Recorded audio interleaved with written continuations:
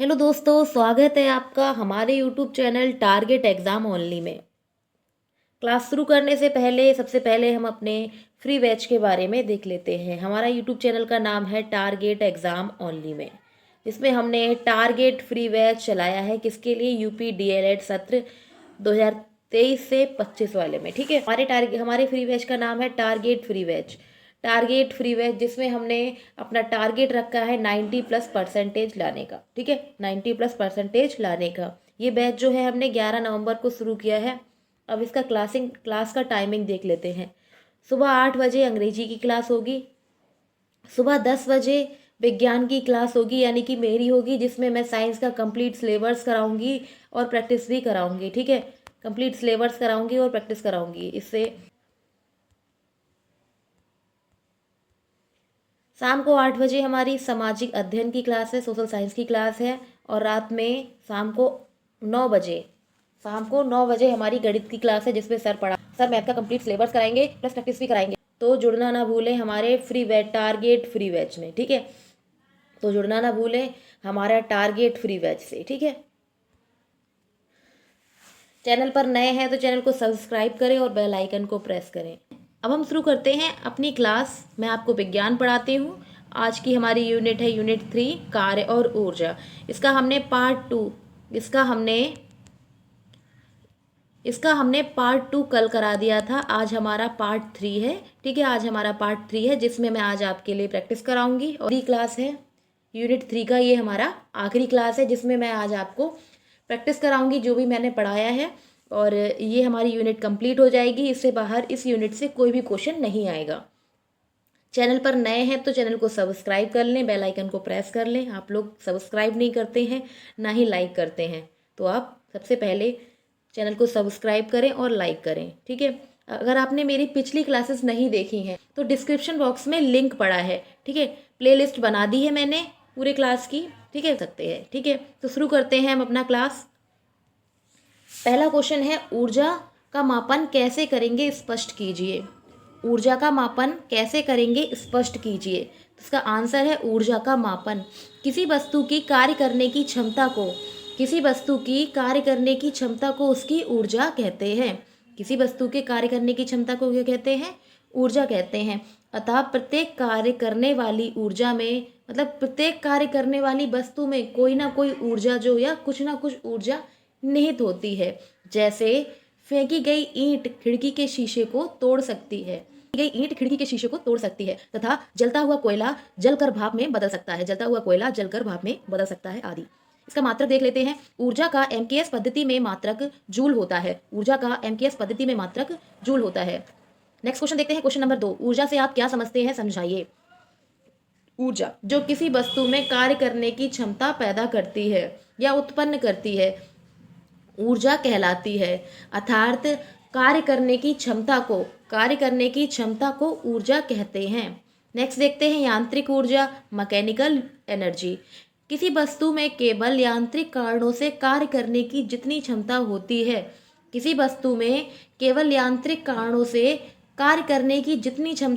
है, उसे यांत्रिक ऊर्जा कहते हैं। यांत्रिक ऊर्जा 2 प्रकार की होती है, गतिज ऊर्जा, स्थितिज ऊर्जा। एक डेफिनेशन और देख लेते हैं। यांत्रिक ऊर्जा बराबर होता है गतिज ऊर्जा प्लस स्थितिज ऊर्जा। ठीक है, तो इसकी एक डेफिनेशन हम और बना सकते हैं। गतिज ऊर्जा और स्थितिज ऊर्जा के योग को यांत्रिक ऊर्जा कहते हैं। गतिज ऊर्जा और स्थितिज ऊर्जा के योग को क्या कहते हैं? यांत्रिक ऊर्जा कहते हैं। अगला क्वेश्चन देखते हैं, क्वेश्चन नंबर 3। पवन चक्की से आप क्या समझते हैं? पवन चक्की से क्या अभिप्राय है? तो देख लेते हैं। पवन चक्की का उपयोग कुएं, जल स्रोत से पानी खींचने, जल पंप को चलाने, गेहूं पीसने की चक्की को चलाने, कुम्हार के चाक को घुमाने के लिए और विद्युत ऊर्जा उत्पन्न करने के लिए किया जाता है। तो एक बार फिर से देख लेते हैं पवन चक्की के यूज।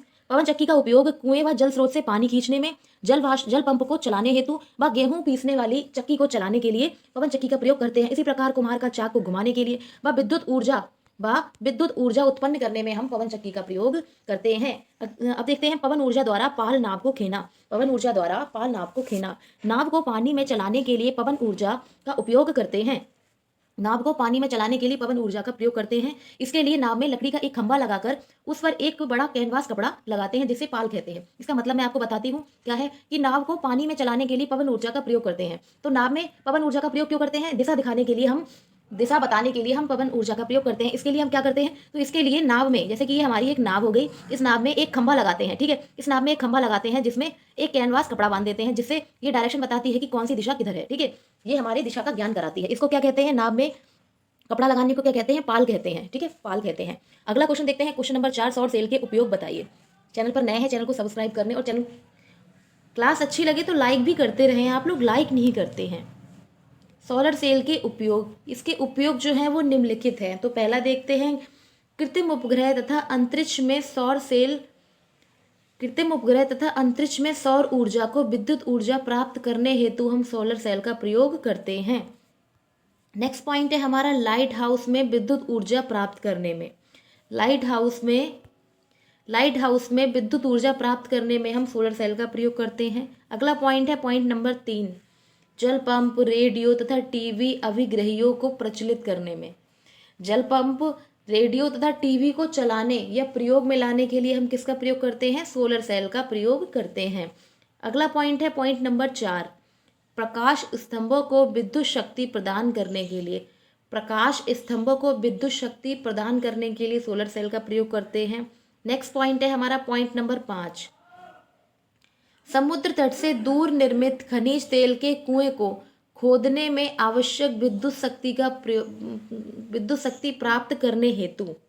ठीक है, अगला पॉइंट है पॉइंट नंबर 6, घड़ियों, कैलकुलेटर आदि को चलाने में हम सोलर सेल का प्रयोग करते हैं।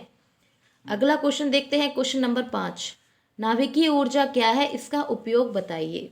ये डीएलएड 2019 में आया हुआ है। इससे पहले ऊपर जो भी क्वेश्चन है वो भी डीएलएड में प्रीवियस ईयर आए हुए हैं। ठीक है, पीवाईक्यू टाइप है, वो पहले आए हुए हैं। मैंने उसमें डेट नहीं डाली है, लेकिन वो सभी आए हुए हैं, सभी इंपॉर्टेंट क्वेश्चन हैं, तो आप एक भी क्वेश्चन ना छोड़ें।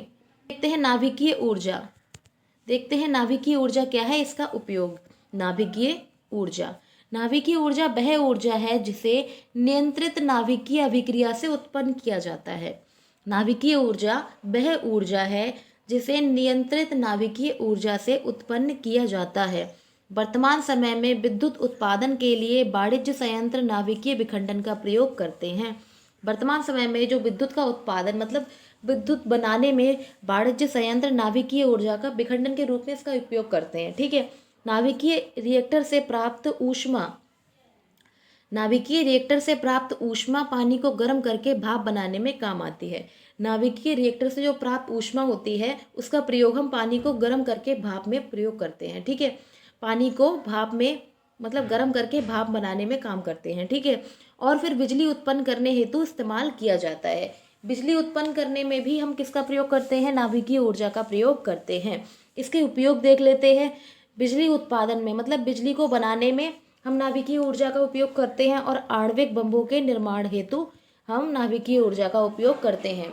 नाभिकीय ऊर्जा का हम बिजली उत्पादन और आणविक बम बनाने में प्रयोग करते हैं। अगला क्वेश्चन देखते हैं, क्वेश्चन नंबर 6, ऊर्जा संरक्षण का नियम क्या है? ऊर्जा संरक्षण का नियम क्या है?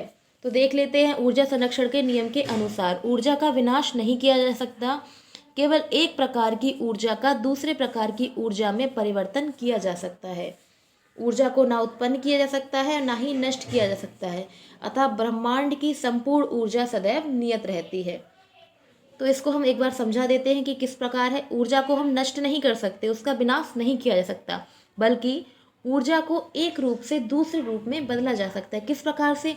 जैसे विद्युत बल्ब होता है, जैसे विद्युत बल्ब होता है, विद्युत बल्ब को विद्युत ऊर्जा से, ठीक है, विद्युत बल्ब में विद्युत ऊर्जा को हम प्रकाश ऊर्जा व ऊष्मा में बदला जा सकता है। ठीक है, विद्युत बल्ब में विद्युत ऊर्जा को प्रकाश ऊर्जा व ऊष्मा में बदला जा सकता है। इसका मतलब यही है कि केवल एक प्रकार की ऊर्जा का दूसरे प्रकार की ऊर्जा में परिवर्तन किया जा सकता है। किस प्रकार किया जा सकता है? इस प्रकार किया जा सकता है जैसे कि विद्युत बल्ब की विद्युत ऊर्जा को प्रकाश ऊर्जा व ऊष्मा में बदला जा सकता है। आगे देखते हैं, ऊर्जा को ना नष्ट किया जा सकता ना ही उत्पन्न किया जा सकता, इसको एक रूप से दूसरे रूप में बदला जा सकता है। अतः संपूर्ण ऊर्जा सदैव नियत रहती है, यानी कि कांस्टेंट रहती है। ब्रह्मांड की संपूर्ण ऊर्जा कैसी रहती है? कांस्टेंट रहती है। कांस्टेंट यानी कि नियत रहती है। ठीक है, अब देख लेते हैं बहुविकल्पीय प्रश्न। मैंने जितना भी ऊपर पढ़ाया है उसका ये निचोड़ है। आज हम प्रैक्टिस करेंगे। ठीक है, इसमें हम प्रैक्टिस करेंगे कि आपने कितना सीखा है। ठीक है, तो शुरू करते हैं इसको हम। पहला क्वेश्चन है, कार्य करने की क्षमता को कहते हैं। कार्य करने की क्षमता को कहते हैं, तो कार्य करने की क्षमता को क्या कहते हैं? ऊर्जा कहते हैं। तो ऑप्शन हमारा 3 सही हो जाएगा। ठीक है, ऑप्शन 3 हमारा सही हो जाएगा। अगला क्वेश्चन देखते हैं, क्वेश्चन नंबर 2। दो पत्थरों के तेजी से आघात करने या टकराने पर यांत्रिक ऊर्जा बदल जाती है। यांत्रिक ऊर्जा बदलती है। तो दो पत्थरों को आपस में टकराने पर यांत्रिक ऊर्जा प्रकाश ऊर्जा व ध्वनि ऊर्जा में कन्वर्ट हो जाती है। तो ऑप्शन हमारा बी सही हो जाएगा। ऑप्शन हमारा बी सही हो जाएगा। अगला क्वेश्चन देखते हैं, क्वेश्चन नंबर 3। विद्युत बल्ब को जलाने हेतु विद्युत ऊर्जा रूपांतरित होती है। अभी मैंने आपको बताया है कि विद्युत बल्ब को जलाने पर विद्युत ऊर्जा कन्वर्ट होती है ऊष्मीय ऊर्जा व प्रकाश ऊर्जा में। विद्युत बल्ब को जलाने पर विद्युत ऊर्जा कन्वर्ट होती है ऊष्मीय ऊर्जा तथा प्रकाश ऊर्जा में। तो ऑप्शन सी हमारा करेक्ट हो जाएगा। अगला क्वेश्चन देखते हैं, क्वेश्चन नंबर 4। ऊंचाई से जमीन की ओर गिरते हुए पत्थर में होती है। ऊंचाई से जमीन की ओर गिरते हुए पत्थर में ऊर्जा निहित होती है। तो कौन सी ऊर्जा निहित होती है? जब पत्थर को हम ऊपर से फेंकते हैं तो वो मोशन की या फिर गति की अवस्था में होगा, तो इसमें गतिज ऊर्जा निहित होती है। इसमें गतिज ऊर्जा निहित होती है। तो ऑप्शन ए हमारा सही हो जाएगा। चैनल पर नए हैं तो चैनल को सब्सक्राइब जरूर कर लें। क्लास अच्छी लगे तो आप लाइक भी कर दिया करें। पुनः प्राप्त होने वाली नवीनीकरण ऊर्जा का स्रोत है। पुनः प्राप्त होने वाली नवीकरण ऊर्जा का स्रोत है। तो हमने पिछली क्लास में आपको बताया था कि पुनः प्राप्त करने वाली ऊर्जाएं जो होती हैं उनको हम क्या कर सकते हैं? पुनः प्राप्त करने वाली ऊर्जा का मतलब क्या है? जिसको हम यूज़ करने के बाद रीयूज़ कर सकते हैं। जिसको हम यूज़ करने के बाद रीयूज़ कर सकते हैं। तो 3 सही हो जाएगा। ज्वार भाटा की ऊर्जा। ठीक है, क्या है? ऑप्शन 3 हमारा सही हो जाएगा, ज्वार भाटा की ऊर्जा। अब इसमें यह भी देख लेते हैं कि जैसे कि कोयला और पेट्रोलियम और प्राकृतिक गैस, कोयला और पेट्रोलियम और प्राकृतिक गैस जो है वो पुनः ना प्राप्त करने वाली ऊर्जाएं हैं। पुनः ना प्राप्त करने वाली ऊर्जाएं हैं। इनको क्या है? ये हम यूज़ के बाद रीयूज़ नहीं कर सकते। इनको हम रीयूज़ नहीं कर सकते, मतलब हमें करोड़ों वर्षों में प्राप्त होती हैं, इसलिए हम इनका रीयूज़ नहीं कर सकते। अगला क्वेश्चन देखते हैं, क्वेश्चन नंबर 6। पुनः प्राप्त ना होने वाली ऊर्जा का स्रोत है। इसका मतलब यही है जो मैंने आपको ऊपर समझाया है कि जिनको हम यूज़ करने के बाद रीयूज़ नहीं कर सकते। ठीक है, जिनको हम यूज़ करने के बाद रीयूज़ नहीं कर सकते। ठीक है, तो इसका सही आंसर हो जाएगा कोयले की ऊर्जा। कोयले की ऊर्जा को हम यूज़ करने के बाद रीयूज़ नहीं कर सकते, तो यह हमारी पुनः ना प्राप्त करने वाली ऊर्जा है। तो ऑप्शन हमारा 4 सही हो जाएगा। ठीक है, ऑप्शन हमारा 4 सही हो जाएगा। अगला क्वेश्चन देखते हैं, क्वेश्चन नंबर 7। सौर ऊर्जा को सीधे विद्युत ऊर्जा में बदला जा सकता है। सौर ऊर्जा को सीधे विद्युत ऊर्जा में बदला जा सकता है। तो सोलर सेल के द्वारा सौर ऊर्जा को विद्युत ऊर्जा में बदला जा सकता है। तो ऑप्शन हमारा 2 सही हो जाएगा। ठीक है, अगला क्वेश्चन देखते हैं, क्वेश्चन नंबर 8। किसी तनी हुई कमानी की ऊर्जा है। किसी तनी हुई कमानी की ऊर्जा, इसमें कौन सी ऊर्जा निहित होती है? तो इसका ऑप्शन हमारा सी सही हो जाएगा। ऑप्शन हमारा सी सही हो जाएगा। तनी हुई कमानी में यांत्रिक ऊर्जा होती है। ठीक है, कौन सी ऊर्जा होती है? यांत्रिक ऊर्जा होती है। ऑप्शन 3 हमारा सही हो जाएगा। अगला क्वेश्चन देखते हैं, क्वेश्चन नंबर 9। ऊर्जा का नवीनीकृत स्रोत है। ऊर्जा का नवीनीकृत स्रोत है तो बहता हुआ जल, जिसको हम पुनः प्राप्त कर सकते हैं। तो बहता हुआ जल जो है वो हमारा ऊर्जा का नवीनीकृत स्रोत है। तो ऑप्शन हमारा 4 सही हो जाएगा। ठीक है, अगला क्वेश्चन देखते हैं, क्वेश्चन नंबर 10। एक घर की छत से धरातल की ओर एक पत्थर को गिराया जाता है। एक घर की छत से नीचे से, मतलब छत से धरातल यानी कि ऊपर के लिए एक पत्थर को गिराया जाता है। पत्थर की गतिज ऊर्जा अधिकतम होगी। तो पत्थर की अधिकतम गतिज ऊर्जा अधिकतम होगी किस स्थान पर? पत्थर की गतिज ऊर्जा अधिकतम होगी, तो ऑप्शन इसका हमारा 3 सही हो जाएगा। धरातल को स्पर्श करने से तत्काल पहले, धरातल को स्पर्श करने के तत्काल पहले ये मोशन की गति की अवस्था में स्पीड से आती हुई होगी, तो यहाँ पर जो हो, यहाँ पर हमारी गतिज ऊर्जा अधिकतम होगी। तो ऑप्शन हमारा 3 सही हो जाएगा। ठीक है, अगला क्वेश्चन देखते हैं, क्वेश्चन नंबर 11। एक वस्तु को जमीन से ऊपर एक निश्चित ऊंचाई से छोड़ा जाता है। एक वस्तु को नीचे से यानी कि जमीन से एक निश्चित ऊंचाई पर ऊपर की ओर छोड़ा जाता है। जिस समय यह जमीन को छुएगी उस समय ऊर्जा, इसमें ऊर्जा निहित होगी। जिस समय ये जमीन को छुएगी उस समय ये मोशन की अवस्था में होगी और मोशन करते हुए नीचे की ओर जाएगी। तो कौन सी अवस्था में होगी? गति की अवस्था में होगी। ठीक है, गति की अवस्था में होगी, तो इसमें निहित होगी गतिज ऊर्जा। ऑप्शन 3 हमारा सही हो जाएगा। ठीक है, अगला क्वेश्चन देखते हैं, क्वेश्चन नंबर 12। ऊर्जा का वह कौन सा रूप है जो साइकिल चलाने पर उपस्थित नहीं होता है? ऊर्जा का वह कौन सा रूप है जो साइकिल चलाते समय उपस्थित नहीं होता है? तो साइकिल चलाते समय ऊष्मीय ऊर्जा, यांत्रिक ऊर्जा व गतिज ऊर्जा हमारी निहित होती हैं। ठीक है, ये हमारी उपस्थित होती हैं, रासायनिक ऊर्जा उपस्थित नहीं होती है। तो ऑप्शन हमारा 1 सही हो जाएगा। ऑप्शन अगला क्वेश्चन देखते हैं, क्वेश्चन नंबर 13। निम्नलिखित में से किस स्थिति में कार्य हुआ है? निम्नलिखित में से किस स्थिति में कार्य हुआ है? ऑप्शन ए है पुस्तक को ऊंचाई तक उठाना, पुस्तक को ऊंचाई तक उठाना, ट्रॉली को खींचना, बैल द्वारा गाड़ी को खींचना। तो पुस्तक को हमने जब ऊंचाई पर उठाया तो बल लगा उसमें। ठीक है, बल लगा है। ट्रॉली को खींचना, ये सभी क्या है? उपरोक्त सही, ये सभी सही हो जाएंगे। इन सभी में क्या हुआ है? कार्य हुआ है। पुस्तक को ऊपर को उठाया गया है, इसमें बल लगा है, तो इसमें कार्य किया गया है। इसी प्रकार ट्रॉली को खींचने में भी बल लगाया गया है, वहाँ पर कार्य किया गया। और बैल द्वारा गाड़ी को खींचना, इसमें भी कार्य किया गया है। तो ऑप्शन हमारा डी, ऑप्शन हमारा डी सही हो जाएगा। अगला क्वेश्चन देखते हैं, क्वेश्चन नंबर 14। सभी जैव प्रक्रम के लिए सजीव ऊर्जा कहाँ से प्राप्त होती है? सभी जैव प्रक्रम के लिए सजीव ऊर्जा कहाँ से प्राप्त होती है? तो ये हो जाएगा ऑप्शन बी हमारा सही, भोजन से। सभी जैविक प्रक्रम जो होते हैं वो सभी जैविक प्रक्रम में ऊर्जा हमारी भोजन से प्राप्त होती है। तो ऑप्शन बी हमारा सही हो जाएगा। अगला क्वेश्चन देखते हैं, क्वेश्चन नंबर 15। कार्य किसे कहते हैं? कार्य किसे कहते हैं? तो बल और विस्थापन के गुणनफल को, बल और विस्थापन के गुणनफल को क्या कहते हैं? कार्य कहते हैं। हमने आपको बताया था W बराबर F इंटू एस। ठीक है, W बराबर F इंटू एस। किसी वस्तु में लगाया गया बल और उसमें होने वाले परिवर्तन, विस्थापन में होने वाले परिवर्तन के गुणनफल को क्या कहते हैं? कार्य कहते हैं। क्या कहते हैं? कार्य कहते हैं। तो ऑप्शन ए हमारा सही हो जाएगा। अगला क्वेश्चन देखते हैं, क्वेश्चन नंबर 16। जब बल विस्थापन की दिशा में लगता है तो किया गया कार्य होता है। जब बल विस्थापन की दिशा में लगता है तो किया गया कार्य जो होता है वो धनात्मक होता है। तो ऑप्शन बी हमारा सही हो जाएगा। और जब बल विस्थापन की दिशा में नहीं लगेगा तब कौन सा कार्य होगा? तो उस समय कार्य जो होगा वो ऋणात्मक होगा। उस समय कार्य जो होगा वो ऋणात्मक होगा। तो इसका सही आंसर हो जाएगा ऑप्शन बी। अगला क्वेश्चन देखते हैं, क्वेश्चन नंबर 17। निम्न में से किस में गतिज ऊर्जा विद्यमान नहीं है?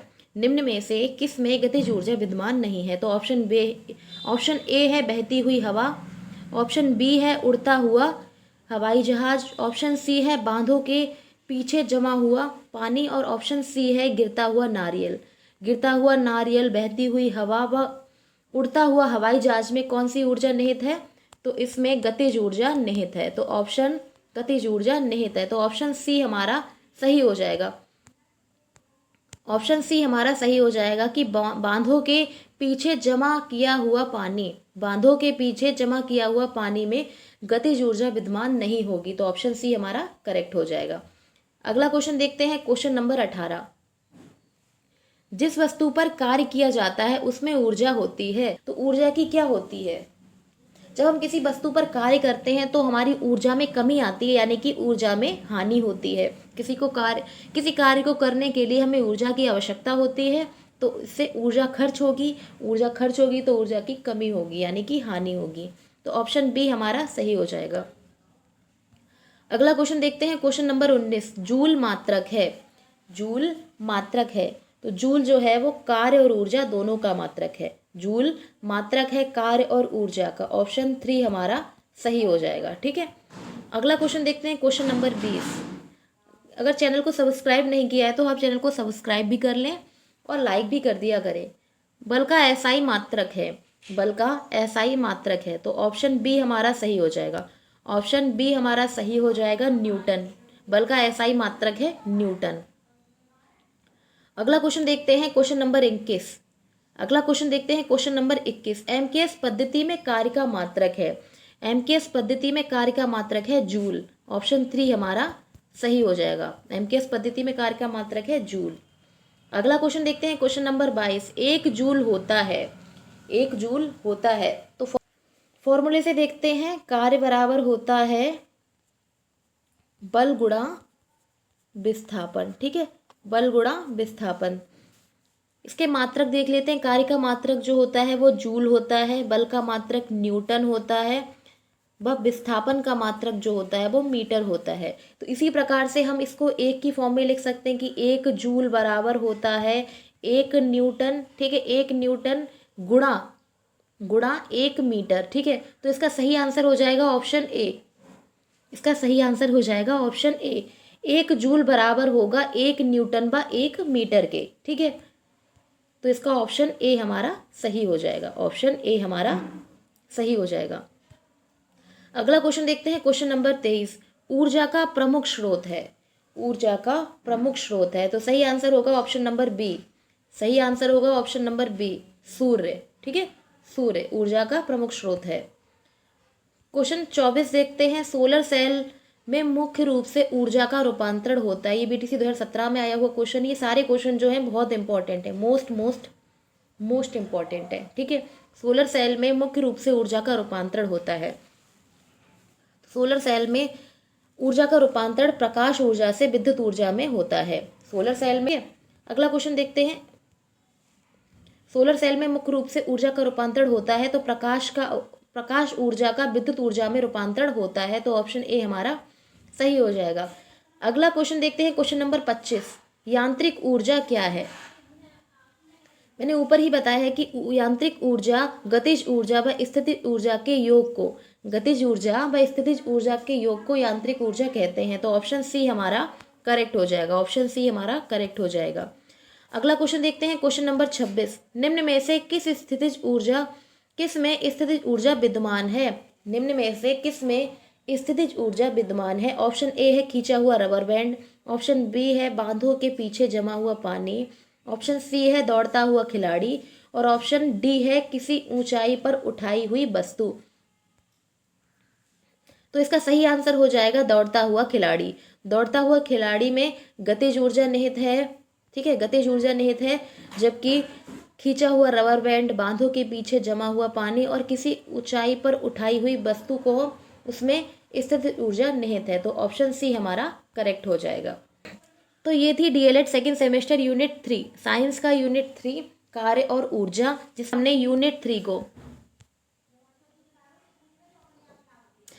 हमने यूनिट 3 में कंप्लीट सिलेबस किया। ठीक है, यूनिट 3 का कार्य और ऊर्जा में कंप्लीट सिलेबस किया, और आज हमने इसकी प्रैक्टिस की है। तो ये हमारा यूनिट 3 जो है वो आज हमारा कंप्लीट हो गया। अगर आपने हमारी पिछली क्लासेस नहीं देखी हैं तो डिस्क्रिप्शन बॉक्स में लिंक पड़ा है, आप क्लासेस देख सकते हैं।